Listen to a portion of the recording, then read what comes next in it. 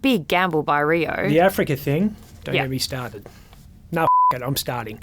Rio Tinto, a company that bangs on about how we can't possibly increase royalty rates on the iron ore they mine in the Pilbara. Royalties for regions is transforming regional WA. Because the sovereign risk of doing business in Australia would be intolerable if we did that.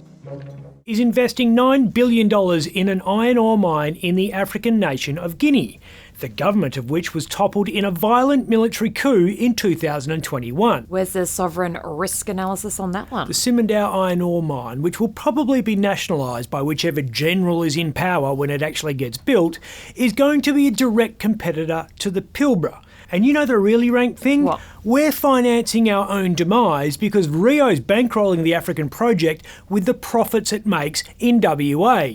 It mines a finite resource, iron ore doesn't grow back, does this on something like an 80% profit margin, which is unheard of for a blue chip stock. What I call them? Fun coupons. Gives a relative 2/5 of all to the owners of the resource, that's you and me, then sends the profits back to its headquarters, which is where? In London. And then distributes the earnings to wealthy international investors, proportionally all of whom are Australian. She's like 8th in line for the throne of Luxembourg. And with the billions left over, it jumps into bed with the Chinese as part of a JV across the Indian Ocean. Just great. Yeah, well, what are you going to do? I'll tell you what you should do. Roger Cook should take note of Rio's newfound tolerance for sovereign risk and double the royalty rate. In Western Australia? Which would still leave Rio's Pilbara chapter as one of the most profitable Tier 1 businesses in the entire world, but give us a few extra bob to spend on things like schools and hospitals and ambulance services to take kids from our schools to our hospitals. You're really fired up by an international resources project. Really. Rio's doing what's in the best interests of shareholders, which probably includes my super fund, so good luck to them. But it's this show's job to point out public policy inconsistencies and corporate hypocrisy. That feels like a segue. Andrew Forrest, may you forever say crazy shit because it makes my job a lot easier. It's their heads which should be put up on spikes because they willfully ignored and they didn't care. That's him telling the world what he thinks should happen to the chief executives of oil and gas companies. He was speaking at the UN's annual climate conference, which is being held in a city internationally renowned for its progressive history of supporting clean energy, Dubai.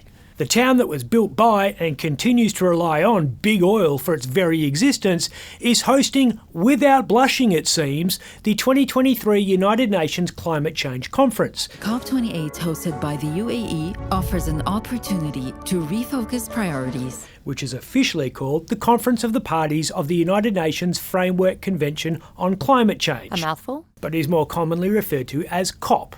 COP28 in this instance, as it is the 28th time the world has come together to talk about how urgent action on climate change is required immediately. COP28 UAE. Unite, act, deliver.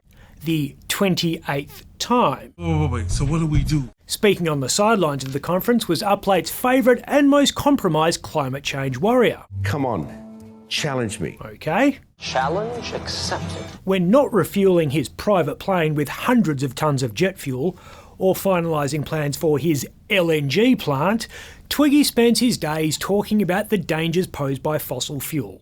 Phasing out fossil fuels is the only way out of this jam. He's calling for a worldwide embracement of renewable energy. 19 out of 20 times it fails. That wasn't him talking about his attempts to create green hydrogen, although it could have been. He was talking about the oil and gas sector's misguided attempts to bury its carbon underground, presumably storing it in the same place they buried a century of internal research that proves they have known for a very long time that they're killing the planet. No one can know about this thing. Sounds like you agree with him. I think that when people like him make a lot of noise, it pushes oil and gas companies to change their ways, and that's a good thing because they need to. They're not smart at all. Is he talking about us? I'm Ben Harvey. For more Up Late, click the subscribe button below.